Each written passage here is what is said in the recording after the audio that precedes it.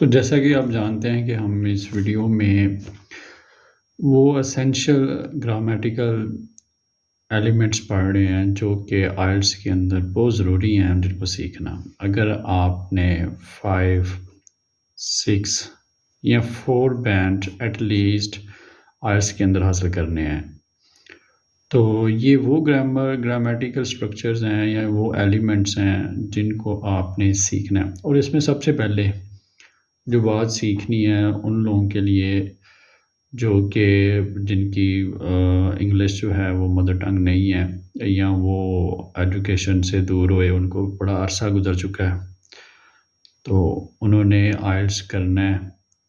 उन्हें किन grammatical elements की तरफ उन्हें तवज्जो देनी चाहिए, हम वो इस वीडियो में पढ़ रहे हैं। तो सबसे पहले नंबर पे आ जाता है जी वर्ड ऑर्डर। ये बेसिक है, बुनियाद है। बुनियाद कैसे है कि हम इसमें समझते हैं कि इंग्लिश का जो सेंटेंस है, फ़िक्रा है जो है, उसे बिल्ड कैसे किया जाता है, उसके जो बेसिक इंग्रेडिएंट्स कौन से हैं और उनकी प्लेसमेंट कहाँ पे है। फॉर एग्ज़ाम्पल मैं यहाँ पे एक सेंटेंस लिखता हूँ कि शी ईट्स एप्पल। अब ये एक सिंपल सा सेंटेंस है कि वो एक सेब खाती है। तो इसको बिल्ड अप कैसे करना है इंग्लिश के अंदर, तो कौन सा वर्ड पहले आएगा, कौन सा मिडिल में आएगा और कौन सा एंड पे आएगा, ये हम इस वीडियो में पढ़ेंगे। तो ये याद रखें कि इंग्लिश के जो ज़्यादातर सब्जेक्ट हैं, जो सेंटेंस हैं, जो आपको कह लें कि एक सिंपल लैंग्वेज जो जिसको सीखना, अगर आपने उसमें लिखना है या उसको बोलना है, तो आपको पता होना चाहिए कि सबसे पहले सब्जेक्ट आता है। Subject is the first word that comes in a sentence. तो पहला जो लफ्ज़ है वो सब्जेक्ट होता है। सब्जेक्ट क्या होता है? फॉर एग्ज़ाम्पल अब इस फ़िक्रे के अंदर सब्जेक्ट शी है। ये वो वर्ड होता है, वो लफ्ज़ है जिस पर पूरा सेंटेंस जो है वो लिखा जाता है। अब अगर इसको बाहर निकाल दें, फॉर एग्ज़ाम्पल शी को बाहर निकाल दें, तो ईट्स एप्पल, फ़िक्रा अपना मतलब खो देता है। ये पूरा फ़िक्रा शी पे डिपेंड कर रहा है, इसकी वजह से लिखा गया है। तो ये वर्ड क्या है? सब्जेक्ट है। तो subject is most important word और वो हमेशा पहले आता है। फॉर एग्ज़ाम्पल यहाँ पे कोई नाम ले लेते हैं कि अली ईट्स एप्पल, तो अली से फ़िक्रा स्टार्ट हो रहा है। यहाँ पे अगर हम प्लूरल नाउन इस्तेमाल करते हैं, दे आर प्लेइंग क्रिकेट, वो क्रिकेट खेल रहे हैं, तो दे क्या है? सब्जेक्ट है। तो जिस पे आपने बात करनी है वो वर्ड पहले आएगा। तो उसके बाद क्या आता है? वर्ब। वर्ब किसको कहा जाता है? काम को कहा जाता है। हमेशा हम फ़िक्रा तभी बनाते हैं कि जिसमें हमने किसी को एक्सप्लेन करना हो, कोई कर रहा हो, कोई एक्टिविटी हमारे आंखों के सामने चल रही होती है, उसी को हम फ़िक्रे में रिप्रेजेंट करते हैं। तो वो जो काम होगा उसको वर्ब कहते हैं और वर्ब हमेशा सेंटर में आता है। ठीक है। फॉर एग्ज़ाम्पल इसमें शी ईट्स एप्पल, तो ईट क्या है? ईट्स क्या है? ये वर्ब है, तो ये हमेशा सेंटर में है। अगर आप इसको पहले लिख देंगे ईट्स शी एप्पल, तो ये फ़िक्रा गलत होगा। इसको अगर आप एंड में लिख लें, for example she Apple Yeats, फिर भी आपकी कंस्ट्रक्शन जो है वो गलत हो जाएगी। तो अगर आपने 4 से 5 या 6 बैंड लेने हैं, तो आपको ये पता होना चाहिए कि जो टेंस स्ट्रक्चर है वो क्या है। उसमें पहले वर्ब सब्जेक्ट आता है, फिर वर्ब आता है और फिर ऑब्जेक्ट आता है। अब ये ऑब्जेक्ट क्या है? ये एप्पल इसमें ऑब्जेक्ट है। तो ऑब्जेक्ट हमेशा फ़िक्रे के एंड पे आता है, ठीक है, जिस पे काम किया जा रहा है। ठीक है, कि for example she Yeats Apple, तो एप्पल ऑब्जेक्ट है, चीज़ है। दुनिया में जितनी भी चीज़ें हैं वो सारी सब ऑब्जेक्ट हैं। आपकी ज़ात सब्जेक्ट है, बाकी हर चीज़ आपके लिए क्या? ऑब्जेक्ट है। ही प्लेज क्रिकेट, तो तो क्रिकेट क्या है? ऑब्जेक्ट है। इसी तरह ही ड्राइव्स अ कार, कार क्या है? ऑब्जेक्ट है। तो जितनी भी दुनिया की चीज़ें हैं वो सारी ऑब्जेक्ट हैं और वो उनका नाम एंड पे आएगा। अब ये ऐसा नहीं हो सकता ही कार ड्राइव्स, ये गलत होगा। अगर आप इसको एप्पल को पहले ले आए, एप्पल शी ईट्स, तो फ़िक्रा गलत हो जाएगा। तो ऑब्जेक्ट को हमेशा फ़िक्रे के एंड पे आना है, तो इस चीज़ का आपने ख्याल रखना है। तो ये बेसिक स्ट्रक्चर है इंग्लिश सेंटेंस का, जिसको आपने फॉलो करना है। अगर आप नए हैं तो आप माइंड में रखें कि सबसे पहले सब्जेक्ट आना है, जिस पे बात करनी है, जिसकी वजह से आप बोल रहे हैं, उसका नाम पहले आ जाए। वो चाहे इंसान है, चाहे वो कोई चीज़ है, बेजान चीज़ है, उसका नाम पहले आ जाएगा। तो वर्ब जो है काम, जो काम हो रहा है, वो जो काम कर रहा है, या जो उस पे हो रहा है, काम जो हो रहा है उस पे, वो सेंटर में आएगा। और जो ऑब्जेक्ट है, जिस पे काम हो रहा है, जिस चीज़ पे काम हो रहा है, वो हमेशा एंड पे आएगा। तो ये वो कंस्ट्रक्शन है जिसको फॉलो करना बहुत ज़रूरी है अगर आपने 5-6 बैंड लेने हैं।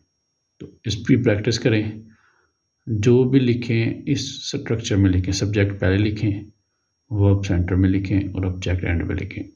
अब इस पे बात करते हैं कि इसकी अहमियत क्या है, क्यों ऐसे करना है आपने। तो वही बात कि इससे क्लैरिटी आती है आपके बाद, जो फ़िक्र है उसमें वाज़ेह मतलब आता है। अब इसमें शी ईट्स एप्पल, तो हमें पूरा मतलब नज़र आ रहा है कि वो सेब खाती है। ही ड्राइव्स अ कार, वो कार चलाता है। दे आर प्लेइंग क्रिकेट, वो क्रिकेट खेल रहे हैं। तो इसमें पूरा हमें मतलब नज़र आ रहा है, क्लैरिटी आ रही है, क्लियर हो रही है चीज़ें, ठीक है। और दूसरा ये स्ट्रक्चर है, ठीक है। इंग्लिश का ये बेसिक स्ट्रक्चर है। अगर आप इसको फॉलो नहीं करेंगे तो ना आपके फ़िक्रे में क्लैरिटी आएगी और ना आपका स्ट्रक्चर होगा। तो अगर ये आपके फ़िक्रे में ना क्लैरिटी हो, ना स्ट्रक्चर हो, तो आप how can you get your required band, किस तरह आप अपने जो रिक्वायर्ड बैंड है वो हासिल कर सकते हैं। तो क्लैरिटी और स्ट्रक्चर के लिए ज़रूरी है कि आपने इस वर्ड ऑर्डर का ख्याल रखना है। आपको पता होना चाहिए कि सब्जेक्ट पहले आएगा, वो सेंटर में आएगा और ऑब्जेक्ट उसके बाद आएगा। अब इसके अंदर नेक्स्ट चीज़ है इन्वर्जन, कि क्वेश्चन का स्ट्रक्चर कैसे करना है। फॉर एग्जांपल बात करते हुए हम सवाल भी करने पड़ते हैं कि क्या तुम ये ऐसा करते हो, क्या तुम ऐसा करोगे, ठीक है। तो सवाल भी करने पड़े। तो सवाल का स्ट्रक्चर क्या है? तो सवाल का हमेशा याद रखिएगा कि जब आपने क्वेश्चन करना है तो हेल्पिंग वर्ब बाहर आ जाता है। अब ये जो फ़िक्र है शी ईट्स एप्पल, तो अगर हम इसको इन्वर्जन इसका करें तो फिर इसका जो हेल्पिंग वर्ब है does, she eat Apple, and पे क्वेश्चन मार्क। तो ये डज जो है वो बाहर आ जाएगा, इसका जो हेल्पिंग वर्ब है वो बाहर आ जाएगा। ये अगली वीडियोस में हम पढ़ेंगे कि किस टेंस का कौन सा हेल्पिंग वर्ब है। इस पे भी मैं आपको एक पूरी वीडियो बनाऊंगा। आज हम वर्ड ऑर्डर पढ़ रहे हैं कि अगर आपने सवालिया फ़िक्रा बनाना है, क्वेश्चन फ़िक्रा बनाना है, तो आपने हमेशा जो हेल्पिंग वर्ब है वो उससे फ़िक्रा स्टार्ट करना है, वो पहले बाहर आएगा। अगर आप ऐसे लिख देते हैं शी डज़ ईट एप्पल, तो ये फ़िक्रा गलत है। शी ईट डज़ एप्पल गलत है। डज़ हमेशा शुरू में आएगा फ़िक्रे के, फिर ही वो क्वेश्चन का स्ट्रक्चर बनेगा, अगर ये शुरू में नहीं आता, ये अंदर आता, तो वो क्वेश्चन का स्ट्रक्चर नहीं बन सकता। तो ये असूल भी आपने याद रखना है। नेक्स्ट आ जाता है एडजेक्टिव। एडजेक्टिव क्या है? एडजेक्टिव सिफ्त को कहते हैं। फॉर एग्जांपल इसी में अगर हम एडजेक्टिव ऐड करें तो she Yeats a juicy Apple,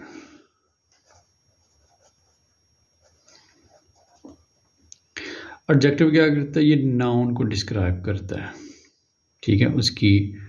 अब एप्पल क्या है, ये नाउन है, नाम है, इसम है। जूसी एप्पल इसकी सिफ्त है कि वो बड़ा जूसी एप्पल था। तो ये जब अगर आपने एडजेक्टिव को लगाना है, सिफ्त को बयान करना है किसी नाउन की, किसी चीज़ की, तो वो एडजेक्टिव उसके साथ आता है। अब अगर आप इसको जूसी को पहले ले आएँ, जूसी शी ईट्स एन एप्पल, तो गलत हो जाएगा।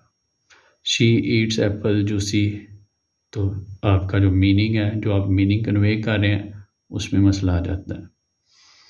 तो आपने जब भी एडजेक्टिव इस्तेमाल करना है, सिफ्त बयान करनी है किसी नाउन की जिस पे आप बात कर रहे हैं, तो वो नाउन से पहले आता है, ठीक है।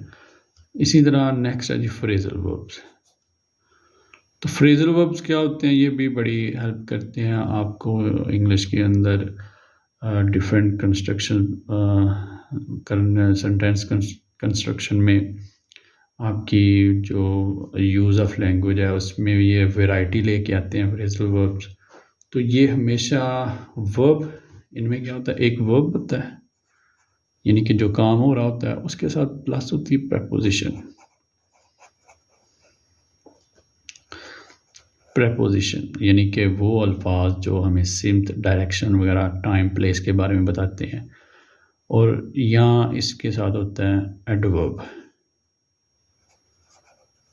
एडवर्ब क्या होता है, जैसे आप इससे देख रहे हैं, जो लफ्ज़ की जो साख्त है एडवर्ब, ये दो वर्ड बने, एडवर्ब कि something, a word that add something in the meaning of verb, वो लफ्ज़ जो वर्ब के मतलब में इजाफा करता है, उसे एडवर्ब कहा जाता है, ठीक है।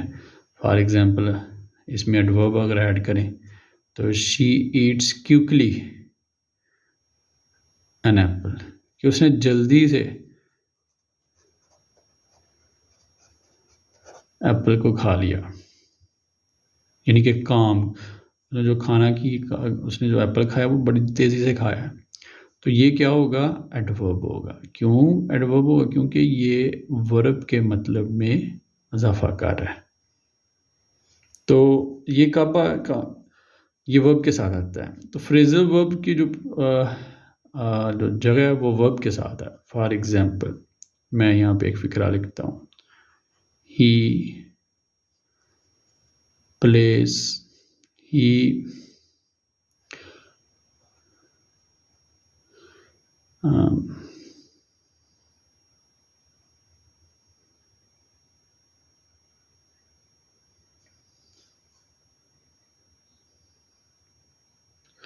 फॉर एग्जाम्पल मैं यहाँ पे एक फिक्र लिखता हूँ, he gave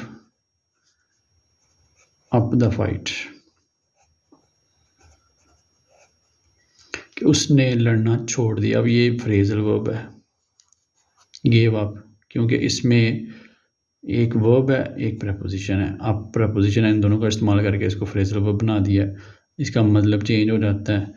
he gave up the fight मतलब उसने लड़ना छोड़ दिया।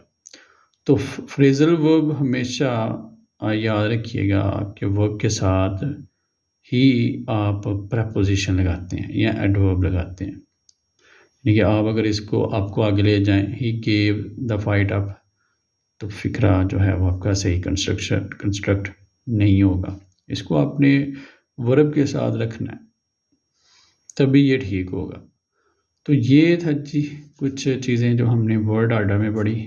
उम्मीद करता हूँ कि आपको पता चल गया होगा कि जी इंग्लिश का जो कंस्ट्रक्शन क्या है सेंटेंस की, उसको हमने क्यों करते हैं, और फिर अगर हमने क्वेश्चन बनाना है तो फिर हम कैसे करेंगे उसको, क्वेश्चन कैसे है, उसका स्ट्रक्चर है, एडजेक्टिव की प्लेस कहाँ पे है, ठीक है, एडवर्ब की प्लेस कहाँ पे है, और फ्रेजल वर्ब कौन से हैं। तो नेक्स्ट वीडियो तक इजाज़त दें। नेक्स्ट वीडियो में हम जो अगला एलिमेंट है ग्रामेटिकल, उसको हम पढ़ेंगे।